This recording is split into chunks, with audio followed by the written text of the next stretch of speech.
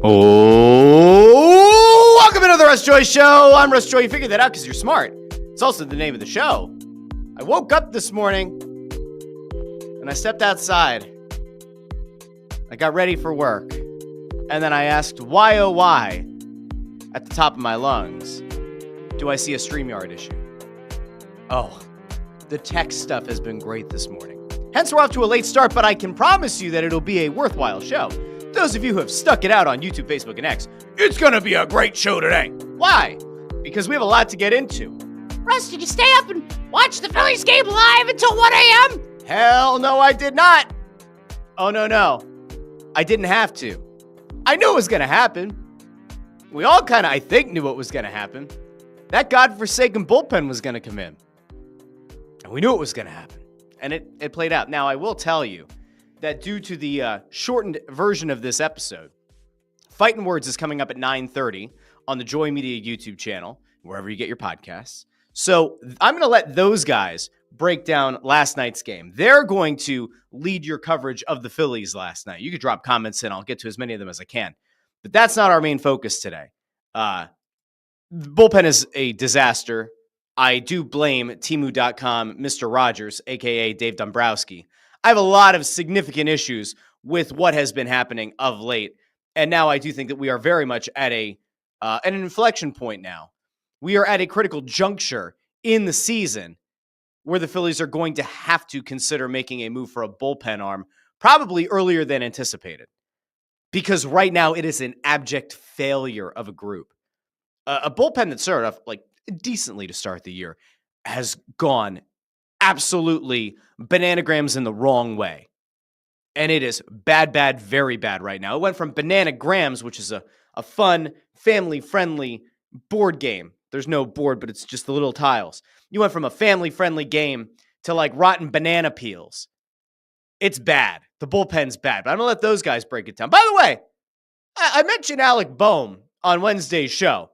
And, you know, every once in a while this happens. Like a clip will do well on Instagram Reels, or sometimes it'll do well on YouTube Shorts, or sometimes it goes off on TikTok. Man, the people on TikTok hate Alec Bohm. That is what I've learned in the last couple of days. It is an absolute collection of people who despise Alec Bohm's existence on the Phillies and would sooner jettison him into the sun than have to watch him play baseball for the Philadelphia Phillies ever again. Like, it's that bad. That's how much people cannot stand this guy, at least according to my TikTok. So, not ideal. Not ideal at all. And then what did Alec Bohm do last night? Puked all over himself. Listen, the other day, people were like, what about Brandon Marsh? Brandon Marsh doesn't look good either. No, he doesn't. Brandon Marsh actively looks like dog shit. The unfortunate thing is, and I kind of outlined this, I think on Wednesday's episode, maybe it was Monday's, Johan Rojas isn't exactly like a sure thing behind him. Now, could you maybe make the case because of how bad Marsh has started the year that Rojas deserves a longer look? Maybe, but we're just talking about a total disaster class. The Phillies are going to have to figure it out sooner than later. Now, listen, 8-4, good start, strong start to the year. Not everything is on fire. Not everything has gone to total shit. But man, there are enough things to be concerned about that you go, all right, like we have to be critical. And I will say, like over on TikTok, it got really weird because while most people were like, yeah, Bohm needs to get out of his own head. Has Bohm seen a sports psychologist? Bohm. You can't say bomb on an airplane. Why can't you say bomb on an airplane? Bomb. Maybe we're going to have to go with that. Remember, Meet the Parents? We're going to have to get that with Bohm. Like, you can't say Bohm on an airplane because everybody's just going to get angry at each other. At this point, you're 8-4. You should feel good about it. But there are enough glaring holes, and it's enough guys that have enough track record here, and that there's a large enough sample size that you can look back to the second half of last year and how the season has started and say, like, yeah, you can be worried about Brandon Marsh. Yeah, you're more than allowed to be concerned about Alec Bohm. And that was the weird thing over on TikTok was like, while there were a lot of people who were like, oh yeah, Alec Bohm, sports psychologist, he sucks, get a bag of balls. There were people going, it's still early in the season. Do I go Victoria? Can I go Victoria from White Lotus? Hold on, let me see if I can I give myself Victoria hair? I don't think I have it. I don't think I have it in me this morning. There's not enough poofage and humidity in the air. Let me see. Alec, no. You can't just swing at anything you want to swing at. The Buddhists are going to get you. Alec Bohm, no. Don't do that, Alec. You're swinging at the first pitch again. You can't do that. No, I need a lorazepam if I'm going to get through these at-bats. I'm going to need 3 lorazepams to get through the first half of the season. And I swear that half the people on TikTok have been taking a lot of lorazepam for them to like come out as kind of flatlined as they have. We need to just let Alec Bohm have some time. It's 12 games into the season. He deserves a little bit of time to figure it out. He deserves a lot of time to just work it out. No! We have the whole second half of last year to say, yo, concerning trends. The start of this year to say, yo, concerning trends. Anyway, that's where we're at right now. But I'm going to let Fighting Words kind of pick it up from there at 9:30. 9 o'clock on this show, I'll be joined by a rising star, we'd say, over on the Philadelphia Union beat. José Roberto Nuñez is going to be joining the show. Because we have to talk about the Daniel Gazdag move. You know, the other day, I had to react to it in real time, and I was upset about it because I'm like, you're trading your leading goal scorer, your all-time leading goal scorer.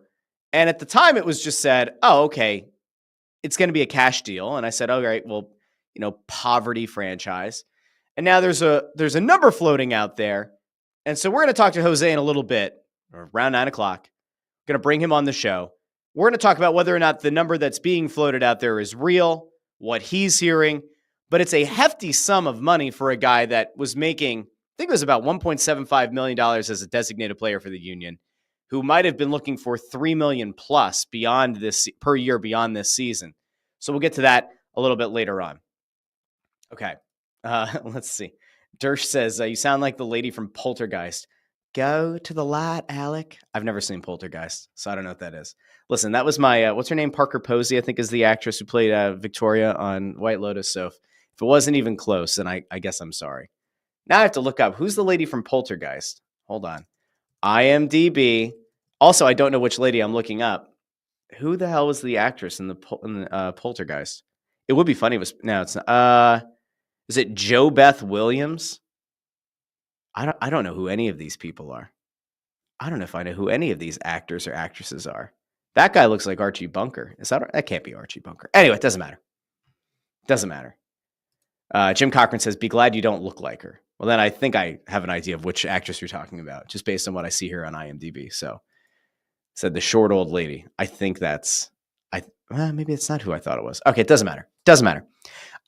Listen, I had a few other things that I wanted to get to before Jose comes on the show and we talk a little bit of Philadelphia Union friends. There were a few standouts. Now, I did mention some Phillies stuff off the top, and I said that Bob and Ant are going to pick up with that over on Fighting Words. But there was a really interesting thing that was going around yesterday. Jon Heyman, noted for sometimes being right, sometimes being wrong, at least as it pertains to getting signings right and trades first. We're going to go to him.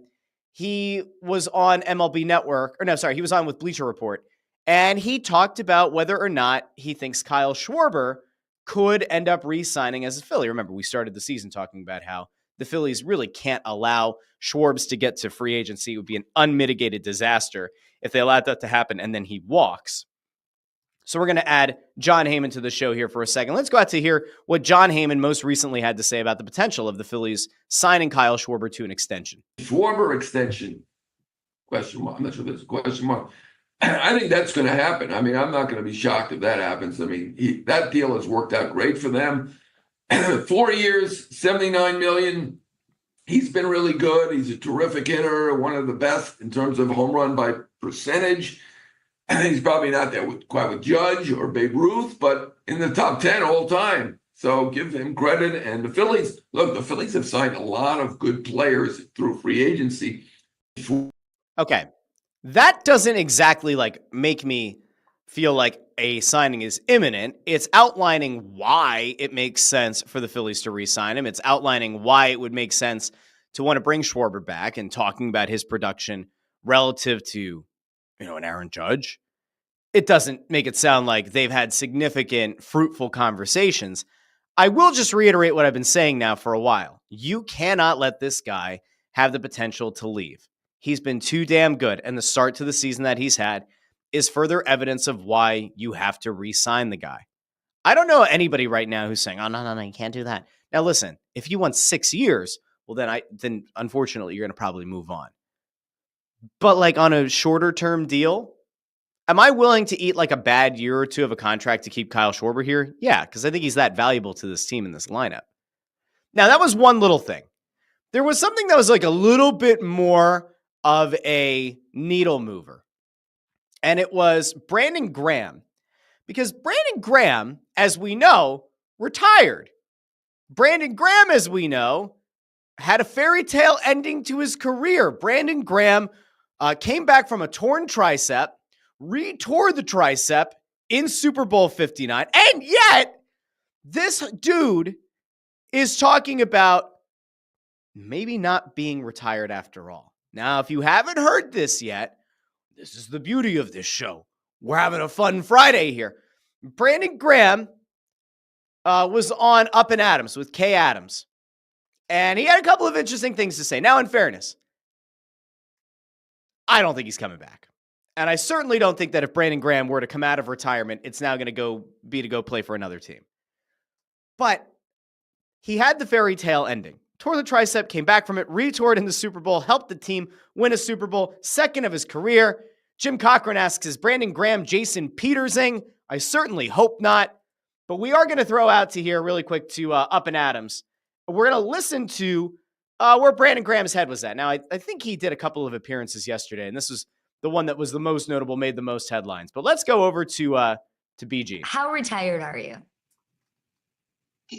I'm 90% retired. I'm sorry, Brandon. Can you run that back really quickly? Let's just go back. How retired are you? I'm 90% retired. 90%. You had the storybook ending. We all felt good for you. Why 90? Seems kind of crazy. All right, let's keep going. I'm 90%. Now, do we think he's I serious? love that. That's my favorite answer. God, you have given me such gold over the years, and that is the best answer. You're 90%. Okay, let's break it down. The 90 I get. Baby girl, retirement, the torn tricep. All. What's the 10? What's the 10? What's the 10? Before he gets to the 10, let me know in the comments. Do you think that Brandon Graham should make it 100%? Do you go out with the storybook ending, or does it make more sense to you for Brandon Graham to leave the door open? Like, could there be a scenario here where you say, you know what, Brandon Graham, let's keep the guy, keep the options open. Maybe he doesn't want to do training camp. Maybe you'll need him later on in the regular season. He just stays in shape and then he can slide right in. Let me know. But I think it's time to be done. But all right, 10%. The 10 is how much I want to continue to train the way I'm training. You know what I'm saying? Because I'm trying to look good and training the way training to train for a game is different, but I haven't really changed that yet. I just want to go out there and speed it up to where I want to look good and make sure that I'm staying fit and while I'm still rehabbing my arm and So let's break that part of it down really quick. Let's just break that little bit down.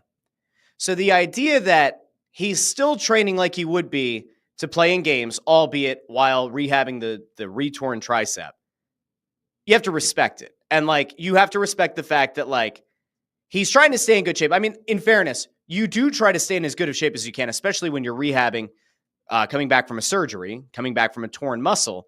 You don't want to just become lethargic. It stands to reason that better conditioning is going to probably have your body kind of ramped up and in better shape for you to rebound from a significant injury, which he's now had twice within the same season. So I don't hold it against him for being like, oh yeah, I'm still training like I'm going to be playing games. But all right, let's go back. Making sure that when I do when I do retire, I'm staying in the habit of that, because a lot of guys tell me when they leave, you got to make sure you stay in the habit of working out, doing what you do, because this is our first time really being off and not really having to train for anything. So I got a new motivation. It's just to look good, because if I'm gonna be on TV and want to talk and have my suits on, I got to be looking good. So and I want to be healthy for my kids, like you said. All right, so I like the line about TV, because we all know that Brandon Graham has, for the longest time, been kind of destined to go out and have a job in TV, to have a career beyond the field as a talking head, as a pundit. You got to make sure that those suits fit nice. I can respect that. And he says wants to be healthy for his kids. Okay. My family. And yeah, I got a new motivation now. So that 10% is just in case, but I doubt it, because I try to be a man of my word, and I don't want to have to play up in that back and forth stuff. I'm just going to accept it and just move on and get ready for what's next, because I feel like I'm going to make the next thing great. You know what I'm saying? He's got to be done. He has to be done. You can't tell Philadelphia that you're retired, get all of the love, and then say, no, I'm going to run it back. No, don't do that. Don't do that, Brandon. You're very loved. You were almost not very loved after the whole thing on WIP talking about the issue between Hurts and A.J. Brown. If the season had gone sideways, maybe not quite as loved there. But you brought it back. You put your body on the line, but you got to stay retired. Enjoy the family.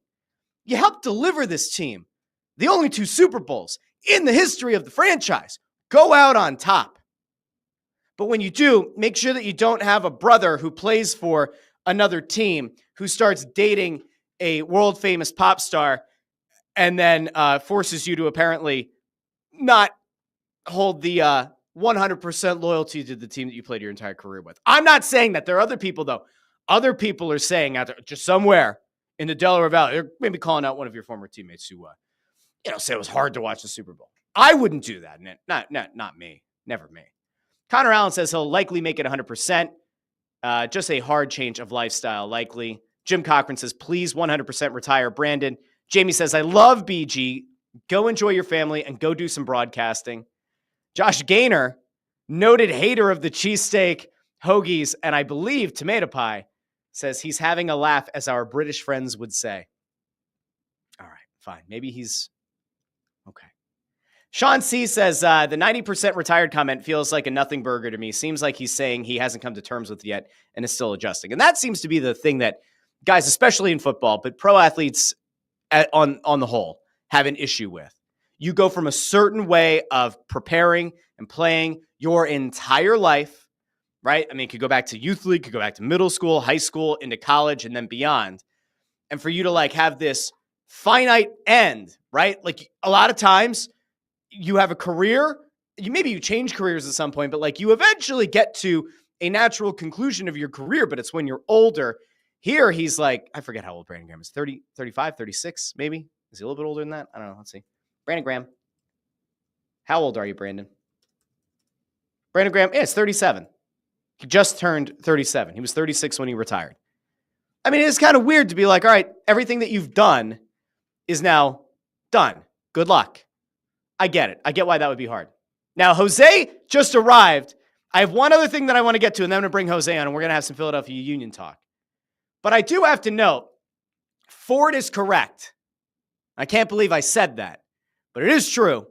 Said Ford and Russ and Ford got to hang out yesterday evening. It was beautiful, man, beautiful. Now, in fairness, Ford makes this sound like a very wonderful time at somebody's house, maybe around a campfire, maybe with a couple of glasses of whiskey.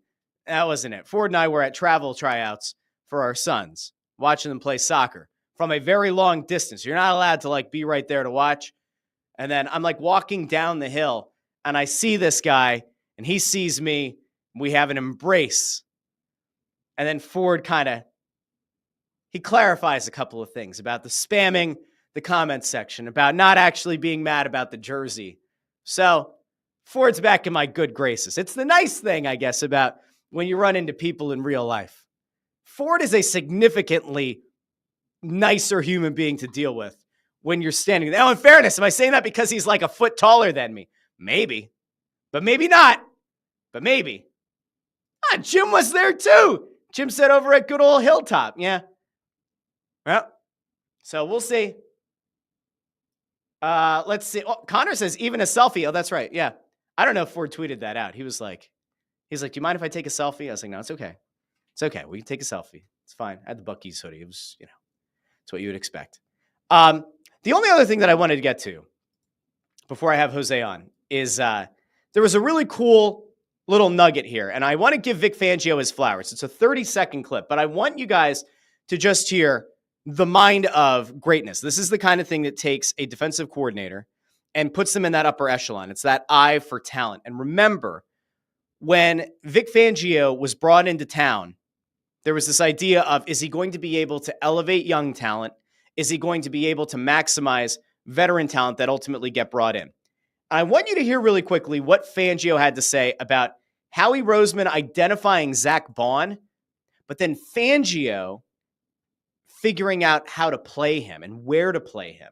Because this, to me, is why you want to have a really good GM who goes out and finds talent, but then you have those coordinators and those coaches who are able to unlock that next level. Let's go over to Fangio really quick. I'm going to bring Jose on. Here we go. Here's Fangio. And Howie had a vision for him as being an edge player for us and being a good special teams player.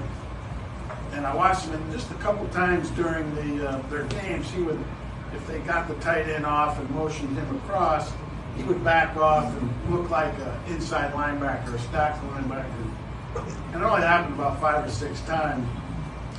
And the way he was moving when he got back there, it's just, and I can't explain it. It's just, you've watched 40 years of NFL film and coaching linebackers. I said, man, I think this guy could be an inside linebacker. So I love that. The idea that Fangio just saw limited reps of Baun, watched how he plays, and goes, yeah, I think I'm going to make him an inside linebacker.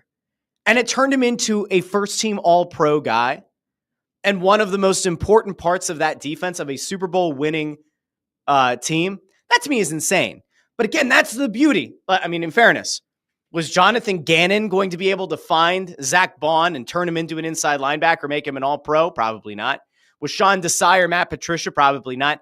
That's the beauty of having at least one very experienced coordinator. Fangio, with that one little bit, with that one little nugget, he gets to be defensive coordinator for life. I think we already were kind of on that boat. Joe Papel, who's usually in the comments, who's a little bit not anti-Fangio, but has been like, hey, look at the Dolphins teams from last year. I think he even won Joe over a little bit. So when that happens, you're in good shape. Now, speaking of good shape, I'm going to bring a guy on the show who very well looks like he's in good shape. And he's going to tell us whether or not the Philadelphia Union are in good shape after shipping out the all-time goal-scoring leader in franchise history, in club history. Daniel Gazdag is no more, but now welcoming onto the show. You've seen him on Twitter. You follow it and subscribe to his Substack. José Roberto Nuñez. I was making sure you got that sip of coffee. Was that coffee? I don't know. You don't have to answer that. I mean, It is Okay. coffee. I'm a dad of 2, so a 5 and a 3-year-old. So coffee's always flowing right through me. No, it's so nice to be on, Russ. I mean, I've been watching you for a little while now, and obviously have heard and known about you, and still remain amazed that I did not know you were a Westchester grad. At least that's what the Ram tells me. As I'm a Ship grad. Okay. There were some football games that I remember Ship coming into Farrell Stadium. It was a little bit touch and go a couple of times, but I don't dislike Ship. I don't think Westchester's really dislikable. There are some schools in this state that are dislikable. We shan't name them, but there are a few. Anyway, thanks for hopping on the show. How you doing this morning? So 5-3 is a hell of a time in life. Yeah, I'm seeing myself gray in real time, which is good. I always tell my wife, and I joke with her, I want the George Clooney to come in faster, as fast as I can, just get the little grays by the ears. But no, it's enjoyable, and I'm well. It's been a whirlwind here in terms of Philadelphia Union coverage, not just this year, but honestly over the past, feels like 6 months, right? So much has happened with the longest tenured manager to then sort of flipping the house over and just collecting bags left and right. So eager to chat about it. Yeah. So, I mean, we could go back quite a bit now. It's been a long time. I was actually trying to and funny that I was talking to Ford yesterday, but I was trying to go back in my mind of the last time that I went down and covered a game.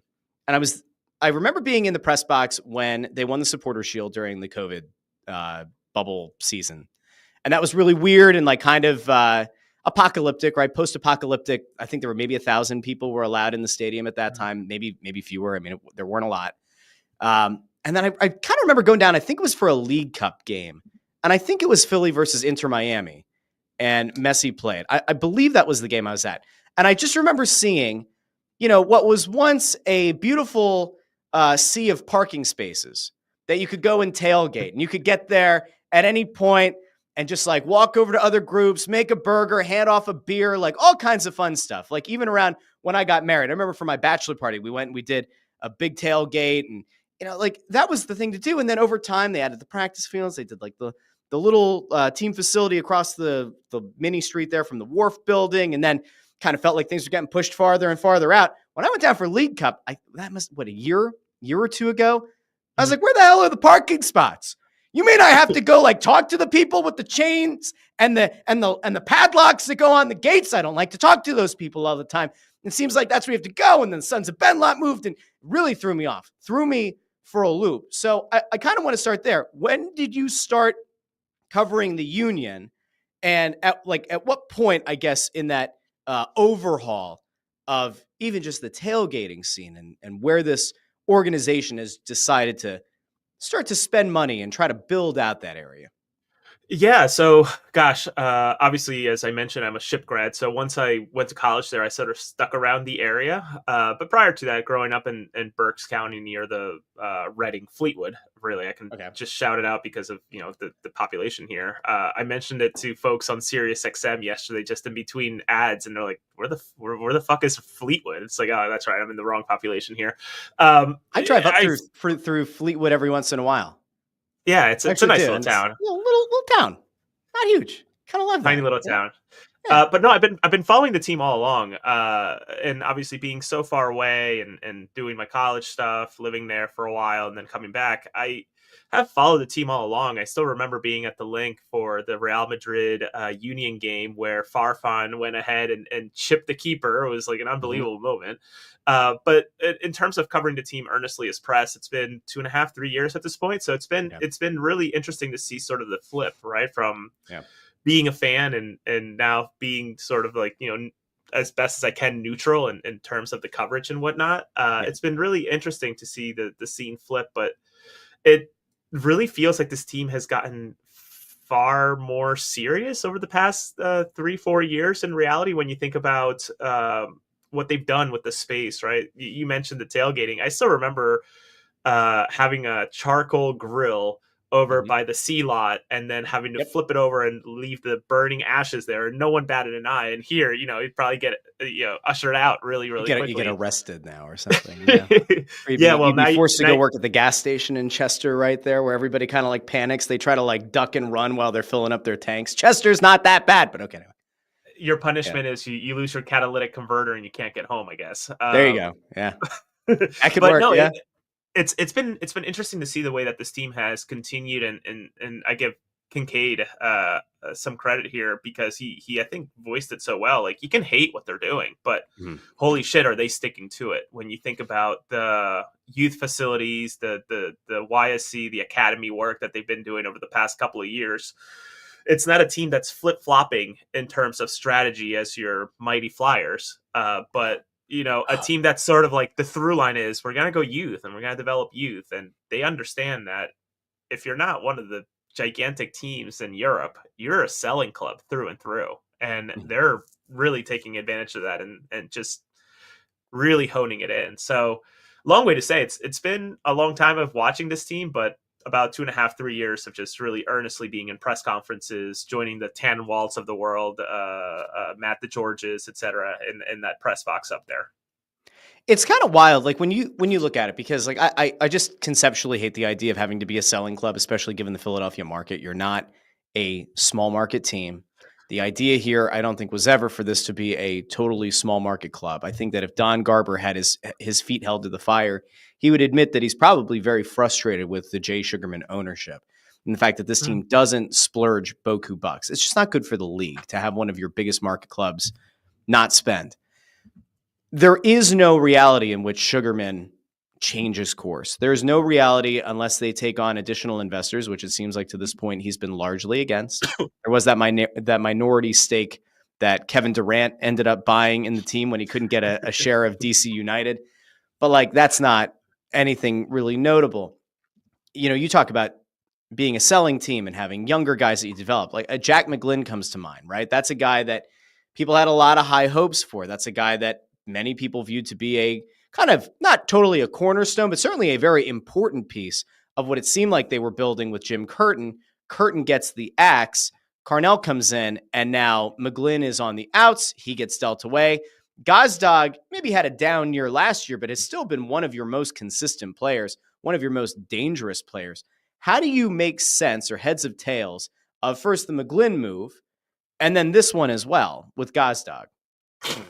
You know, with Jack, it's interesting because all along, as I understand it, Europe was the goal, right? He was one of the two Olympians, and to have two Olympians in one roster for the United States it's an unbelievable achievement. So it's a gigantic, you know, check mark or whatever ribbon that you would get on field day type of thing for the Philadelphia Union. I'm sure they're going to boast the hell about it for, you know, till the world ends. But for him, the move sort of made sense, right? Someone who's still very, very young, worth a good chunk of change, but unfortunately did not fit the system new head coach Bradley Carnell implemented, right? He's looking for athletic players who are going to push on the Union's offensive third, the defensive first part, I guess, of the field for the other team. And making sure that they flip the ball over so they can go ahead and cross something in or find the ball on top of the 18 and put a through ball in. And all metrics are showing that it's working. They're leading the team in doing that this season so far. So they're the number one team in forcing teams to flip the ball over in the final third.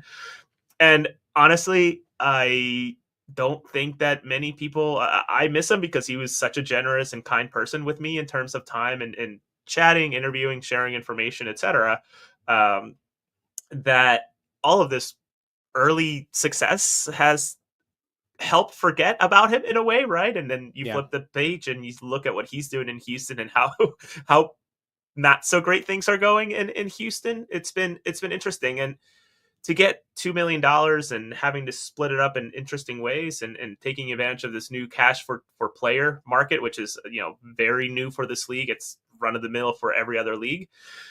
You sort of just take it because otherwise you don't want to get into the situation. We can talk about it more, but a player just walking away on a free transfer and just missing out on any type of, you know, prize at the end of the road for them. Now it's interesting because the number that's being floated at around Gazdag is surprising to me. And I saw that you went with it, and then Tansy, I think, had it out there. Then I saw Tannewald kind of did the, you know, can confirm or whatever. I have to tell you though, and I'm not going to put you in a bad spot because you're not saying this. I am. I fucking hate when media people go can confirm. Fuck off. All right, get the news or retweet the other person or, you know, as first reported by whatever. I hate the can confirms. It pisses me off. I don't know why. It's like, do the work to get the report. I don't even know if you do it. And if you do, stop it. But I don't think you do. But like, just seeing people say like, oh, just following up on this report or, you know, can confirm the earlier report. Like, stop. Just stop. Anyway, $4 million for Gazdag. Is that real? Well, I can confirm that I don't do what you're suggesting. So maybe I'm on your good graces. Good guy. I also find it fucking, I think we can curse. Yeah, it's your show. It's fucking dumb. I refuse to do it. If anything, I just say per so and so. Like, I'm not gonna say correct. I can confirm that so and so is correct. It's like, of course they're correct. Like, yeah, I trust them and they're legit. So I don't do that. But in regards to the figure and in talking to sources, and I have two, and maybe I'm old school journalist, whatever type of thing. Like, I don't really write unless I have two or three. And I was asked not to post about it, but once the numbers started flying from other people, it's like, fair. Let's just go with it. I've heard $4 million guaranteed with $500,000 in incentives. And Russ, I don't think you need to be a Wall Street person, but when you flip $1.9 million, which is what was reported for Gazdag in 2021, I think, and you flip it into almost $4.5 million, I think that's pretty good business, especially for a guy who at the end of the season. As I understand it, I don't think that they were really interested in picking up that club option because of what the salary hike was going to be. I think this is pretty savvy. The biggest issue is where he is landing. It's not the number. It's where he is landing within the league. Yeah, I mean, he's landing in the Eastern Conference with a team that has been absolutely deadly in Columbus. So you traded him within your conference, and it's not like you traded him to a bottom feeder. So it's a questionable decision. And at the same time, if you are a franchise that for whatever reason just doesn't seem to have the money or the willingness to spend that money, bringing $4 million back is huge, as long as it doesn't just go to the academy. We love the academy, but it can't be the only thing that you do. That has been the long-held frustration, I think, among a lot of fans here. And, you know, in fairness, the media, they won't print it often, but they certainly say it amongst one another in the press box. It's like, why won't this team spend? Now, in fairness, I'll try to be fair to Jay Sugarman. Help me. God help me. But like in recent years, they have put out and broken at least one record from club history of spending on a player to bring them in. But then you look at it and you go, and that happened earlier this year. And then you look at the signing and you go, it doesn't even crack the top 100 in MLS history. So it's like, to say that there was a low bar on how much the Union had been willing to put out for a player would be quite the understatement. But like, all right, where do you think the $4 million goes? Like, love Ernst Tanner. I am very much of the belief he might be the best or second best front office executive in the city. People don't totally understand that because not a lot of people follow the Union. You can say Howie, he built 2 Super Bowl teams. You could certainly try to make the case that, I don't know, like Briere's trying to do a rebuild. You can make a case. You can't fucking make a case for Daryl Morey. I don't really think can make a compelling case for Dave Dombrowski right now. But if you wanted to say Howie and like Ernst Tanner's right there, Tanner doesn't have the unlimited kind of money that the Eagles have and the ability to kind of rework around the cap. In theory, the Union could spend more money. They don't. Ernst is working within this very strict framework, and yet he's always able to find these diamonds in the rough, and he's done it so consistently. Do you think that Sugarman says, all right, $4 million, have fun. Like, go find that DP. Go find the guy that's going to replace Gazdag. Go find the thing that we need more than anything. Or does it become like, all right, here's $1 million for a potential player, $3 million to the academy? Gosh, you know, if I'm going to use let's just look at the past 365 days, right, of transfers, right? And sure, like we can even go back further and maybe even pad the case a little bit more in Ernst's side. Kai Wagner, guy was playing in the 3rd division of Germany, came in and has torn it up, right? Like leading year in and year out. But even if you shorten the scope and you look at Danley Jean-Jacques, a Haitian who was in France, who at one point, as I understand it, was getting, or FC Metz out in Ligue 1 in France, they were getting offers for him for $5 million. Turns out then that apparently he had a few bad performances, whatever you want to call them. Then FC Metz goes ahead and gets relegated to the 2nd division of the French pyramid. And the Union swoop in with $1.5 million, and they get an outstanding player who has really, honestly, like really shore up that midfield after Jose Martinez. Like no complaints there. Fast forward to this offseason, Jovan Lukic, who they found in the pits of Serbia, playing for Spartak Subotica in the 1st division of Serbia. For unreal. No, it doesn't, right? It sounds made up. For $800,000, it's reported. He has already played every single match, played all but probably like 20 minutes of the 7 or 8 matches so far this season, has scored 2 worldies, as they call it, in terms of goals, and honestly looked like an all-star caliber midfield alongside Danley. Can't complain about that. Bruno Damiani, the player you were referring to as the top signing that the Union have made in terms of record spending, has all the signs of being a top goal scorer. And I'm not one for the, drooling over the new metrics of expected goals and expected assists. I feel like those have a place, but honestly, most of them are just frankly bullshit that I don't fall for. Just metrics for metrics sake. He's a he's a very talented player who has been incredible at getting the team to where they are in terms of the pressure in the final third and making sure to use his body to find other players in the midfield once they win it up top, as well as getting himself in a good spot to potentially score, and has already scored in his very first appearance. Has all the signs to be another great player. So with Daniel moving to Columbus, I think the biggest part for them is finding the replacement and making sure that it lands. But again, based on everything I just told you, I have no reason to believe that Ernst and Chris Zitterbart, who's the brand new scouting director who joined from Colorado Rapids, and also the former scouting director who's still within the walls of the Philadelphia Union, and John Shear, now the academy director and Union 2 director, I guess you would call it. He's also within the walls. So you get all that brain trust. I have no reason to believe that they can't find a suitable replacement for, even if it is pennies on the dollars compared to other teams. I can't hate the man right now considering the way he's hitting. He's playing with house money. They are so incredibly lucky, and I don't know how much Ernst makes right now, but whatever Jay Sugarman has to do to keep this guy here, as long as he wants to be here, is going to be critical. Like, if you're Jay Sugarman, you should wake up every day thanking a few people. If you want to thank God, you thank God for the morning. You have a spouse or kids or whatever, Jay, you thank them for bringing you joy, right?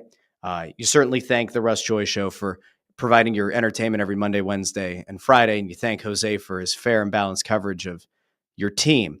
But somewhere in there, you have to thank Ernst Tanner for being able to find these guys and for being able to bring you a legitimate MLS Cup contender again. I mean, listen, it feels like a long time ago. It was 3 years ago that the Union made it into MLS Cup, and we're just not going to talk about letting Gareth Bale have a free run at the far post. We're not going to do that. We're not going to slander Mbiza, who can go fucking pound sand. We're not going to do that. But the fact that in the couple of years they did sort of run it back, it didn't exactly work. They've kind of retooled, and I listen. Jim Curtin was a nice guy. I played in the media game a few years ago. Talked to Jim. I had very long been a Jim Curtin critic.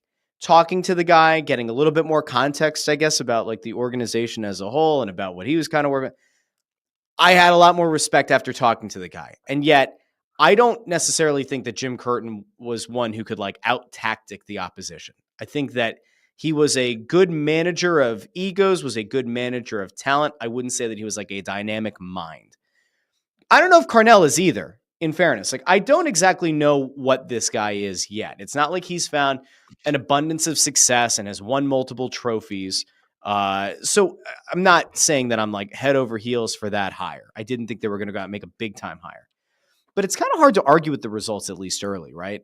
And so you put that guy and you put this system together, and you have this guy in Ernst Tanner who's able to find this value and very clearly adapt on the fly to knowing what Carnell's system is going to be and how different it'll be versus Curtin. And like, he's making unpopular moves, but if they ultimately work out, maybe you get later on in the season and you're not exactly weeping for the loss, the trade of Gazdag. I don't know, man. It's a weird place to be. Like, to have faith in both the coach and the front office after it seemed like they might have been making some mistakes. I don't know. Checkered past in this club's history. You know, it's kind of nice. You know, Russ, I think what people really forget to think about, especially last year, which was obviously a bit of a disaster in all fronts, right? Not making the playoffs when 68% of the teams make it's an unbelievable achievement of failure in a way. Yeah. But they also forget that this team was, I think, top 5 in scoring. The issue last year was that Andre Blake, your 3-time goalkeeper of the year, MVP caliber year in and year out, was out for a majority of the year, leading to Oliver Semla, a USL caliber player who obviously did not cut it in MLS. Very nice person too. I'm not attacking his character, but unfortunately finds himself playing in MLS Next Pro, which is a league of 19, 18-year-old kids in the academy and other teams that approach it differently, having to take some of the brunt. And then Andrew Rick, who is an academy kid, 19-year-old, I think, just this year, doing well, getting himself a homegrown contract, etc., taking the majority of the reps there with Blake out. All that to say that Andre Blake guarantees you, and Jim would say this too, 12 to 15 points every single year just from his performances, keeping games level, or making enough saves in a game that you can go on and score, because scoring was not the issue last year. It was keeping it off the back of the net. And if you think about what they've done for this year and Bradley Cornell, all the way through Makanya, who was in the doghouse of Jim Curtin, a U22, which is a U22 initiative, meaning that he can get paid a heck of a lot of money and hit the budget a little bit less, basically a designated player, but under 22, was just never playing for the first 2 years of his career. And now he finally gets the opportunity with Cornell and he looks the part. So it seems like defensively things have shorn up. And though it seems like a lot has changed offensively, it really has not. It's been 2 or 3 pieces that have been changed, and you would argue big ones, but they've been replaced. And once again, I don't hear with all of this, I sound like Trump, with all the winning that has been happening. So much winning. You're going to be so tired of the winning, Jose. You're going to hate how much winning there is. You're going to want to lose again. Yeah, sure. So with all the winning that they've done so far, as much as I enjoy talking to Jack McGlynn, I don't hear a lot of people complaining about Jack McGlynn. I don't hear a lot of people complaining about missing Jim Curtin too much. I don't hear a lot of people complaining about Jack Elliott. Jack Elliott's departure, if you had told me that 2 years ago, I'd have said, what the hell are you doing? How does Jack Elliott walk away? And that would have been the exact same situation, Russ, with Daniel Gazdag. Final year, club option. Do you let Daniel Gazdag go on a free and try to squeeze out the last bit of water out of the rock? Or do you go ahead and potentially, absolutely walk away from what I understand is $4 million and potentially an additional $500,000 to boot with? And I'm guessing that the incentives are probably going to be something like 20 appearances or something 10 attainable. goals. Yeah. Yes, something really attainable, because you're not gonna put on a sell-on fee on a player that's 29. It's just doesn't really make a whole lot of sense. So all that to say that I feel like they're maneuvering the situation well, and sure, it's hurting because it's fresh. I think that's the issue with the fan base right now. It's fresh, and win against New York City this weekend and win in a couple of 2 or 3 games. And I think that everybody sort of forgets about that. I think it's a good place. Well, let me ask you one other thing here, because I've noticed this, and I saw it was, where's it at in the comments here? Sean C says, Glesnes seems to have lost about 4 steps as well. It's definitely a deterioration. There's been a downturn.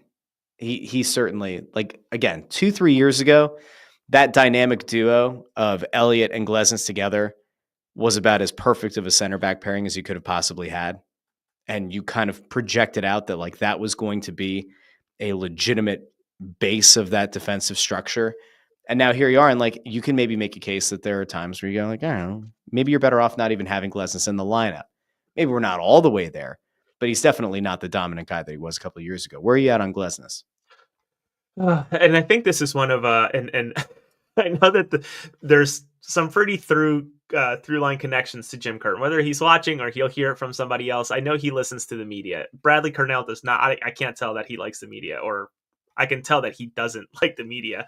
But I think that was one of the biggest issues with Jim. He had his guys, and his guys were going to play, and that's what led, I think, to the hernia and the surgery that Glesnes had to get leading into the playoffs in 2023, I believe. And I don't think that he has been the same man since, the same player, I should say, since. And it's been difficult to watch. And the Union tried with bringing Jan Glavinovic into the fold, by all accounts, in preseason against a Champions League team and Slavia Prague out of the Czech Republic. He looked incredible for 38 minutes. And then what we saw in the regular season, he looked very, very good. A young Argentine Sergio Ramos, basically. And unfortunately, injury prone in his career. He went ahead and ruptured his meniscus.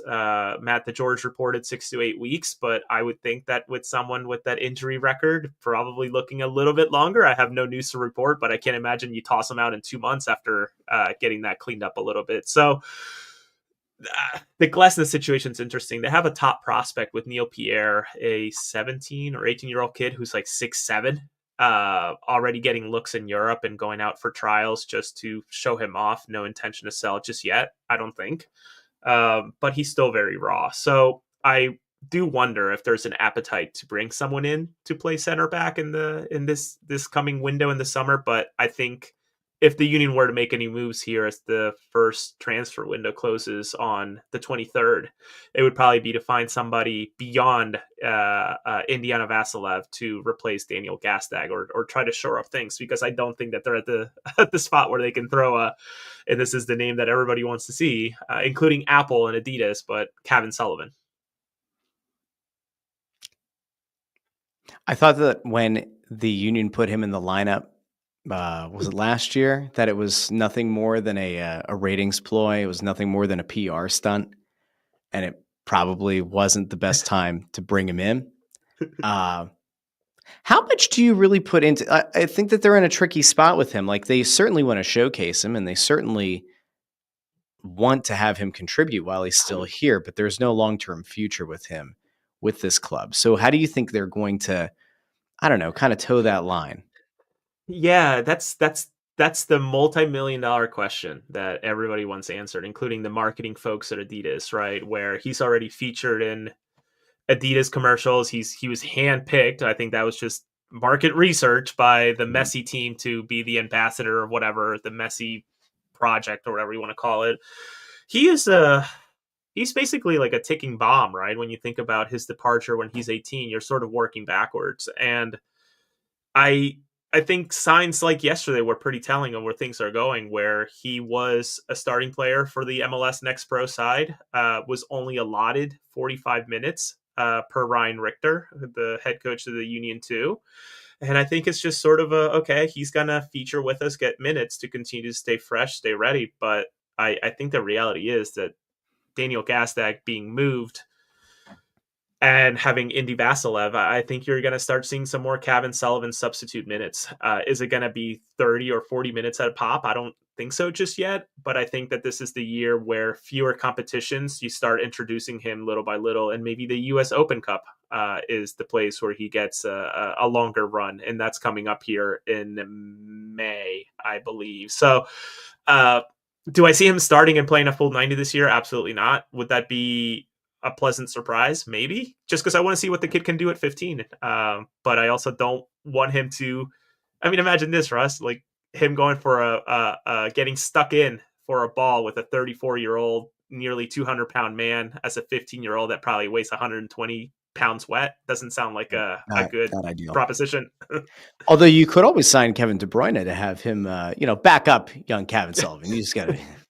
I saw people like freaking out. Oh my God, this is the opportunity for the Union. And I think it's Miami has his discovery rights, which, by the way, discovery rights are such bullshit. I don't know if you remember this, but like years ago, maybe it was 3 or 4 years ago, there was that leaked whiteboard and it had Zlatan Ibrahimovic on the board. I was like, wait, did the Union have Zlatan's discovery rights? And then it ultimately didn't matter. I don't think they did, but if they did, they just somehow ended up in LA. But the whole idea of like, oh yes, what is a discovery right supposed to be? It's like, what, I mean, the name is inherently stupid, right? Oh yes, we've gone abroad. We've brought in our British scouting director. Yeah. Hey, who's somebody you think is going to be good someday? Oh yeah, I think Kevin De Bruyne. You haven't heard of him. He's never been on US soil like that, but we're going to bring him in. We've discovered him at the Union. Yeah, it's great. Like, what are we doing? It's just dumb. Who has Cristiano Ronaldo's discovery rights? Does anybody? I do not know, but I would wager to guess that whoever has them probably will hold them hostage for a while and really squeeze them. And listen, I agree with you. I think there's a lot of things that MLS, as it's becoming more and more mature, I think people forget that the league is only 30 years old compared to something like the NFL or NHL. Yeah, I mean, they're all MLB. Yeah, every other league. Yeah. I mean, there are genuine soccer teams in Europe that are older than some of the American sports leagues. So MLS being 30, it's still very young, but I think it's at a stage now with the investment from Apple and others who are probably circling thinking, if this Apple thing doesn't work, where does it go? That it needs to maybe drop some of these barriers for growth, where at the time they were tools for parity across the league. I don't think that they work anymore. I think it's time for them to disappear and just find different ways to make this more appealing. And I think those safe rails just need to come down. There's a comment that I'm not going to bring up on the screen about Ronaldo's discovery rights. And part of me finds it funny, but the actual reason why that might be a thing is not a laughing matter, so we won't laugh at it. But Sean C., you're diabolical. Absolutely diabolical. All right. Jose, let the people know where they can find you, where they can find everything that you're doing. Or you said earlier that you were on SiriusXM, hopping on over there. I see it in the little under tag there about AAT Sports and about MLSsoccer.com. Let the people know, though. Where can they find you? Yeah. Find everything you do. Absolutely. You can find me on social media at Jose R. Nuñez 91. I try to keep the same name across all of them. Not always successful, and I'm not going to do an underscore. I'm not that type of loser. So you can find me on that, mainly on Twitter, Blue Sky, whatever you want to call it. I'm also writing sort of match reactions for MLSsoccer.com. I started doing that this season. It's been awesome. It's been a great honor, great networking opportunity. So you can find those on a weekly basis. And AAT Sports, myself, Mike Barrera, and Dave Miller, we do match reactions immediately after the games and the occasional pod in between. We know it's a crowded space. We want to give space to everybody. So we've sort of taken on the opportunity to just immediately after the game ends, talk for about 30, 45 minutes. And they've been very popular, and can't say thank you enough to everybody who has supported us. And Ross, thank you to you for letting me hop on this morning. It's an honor. Appreciate it. I had a lot of fun with you. It was a great time. Appreciate the insight. Appreciate the knowledge. And listen, this comment section can get negative sometimes. I didn't see a single comment that said Jose stinks or anything negative about Jose. So you've got I believe this is a 100% Rotten Tomatoes rating right now. So I saw a comment on my teeth. Someone commented on my teeth. What the hell's that all about? Well, said that you have nice white teeth with good spacing, I believe it said. I mean, that's pretty freaking impressive. Hey, I have a game that I want everybody to play as we sign off here. See, there goes. I knew the camera was going to go here. I'll bring myself over here. What's up? Why does, every once in a while it happens. I don't know why, but it does. We just deal with it. Anyway, I want everybody to play a game this weekend. Okay. Here's the game. You are going to look for a Major League Baseball Hall of Famer who is going to be at the Masters as a credentialed photographer. In case you haven't seen it, I want everybody to keep an eye out for this, and then you can tweet at me, tweet at the Russ Joy Show. But Ken Griffey Jr. is a credentialed photographer at the Masters this weekend. I have not been able to find him on TV yet, but I'm sure it'll happen. Now, in fairness, it can't be on a dedicated cutaway. So if you're watching the Masters and they do a special pan in, zoom in on Griffey, that doesn't count. But if you can find him in the wild, right? Like as a cutaway somewhere like at the tee box or whatever, take a screenshot, send it to the Russ Joy Show. I'm not saying there's going to be a prize, but if you can find him, we're going to play like Where's Waldo, but with Ken Griffey Jr. This is maybe the weirdest thing that I've seen in a long time. Who the hell would have ever expected to see Ken Griffey Jr. living it up at the Masters? Honestly feels insane. Doesn't feel real. But anyway, Jose, thanks for being here. Until Monday at 8:30 a.m., this has been the Russ Joy Show. And I've been Russ Joy, but you knew that already because you're smart. It's also the name of the show. Like the video, share the video, subscribe. Liking the video is very important on YouTube. You can drop a comment. Let us know what you agreed with, disagreed with, what you're looking the most forward to in Philadelphia sports. Go check out Fighting Words. As soon as the episode ends here, it should redirect you over to the Fighting Words YouTube channel.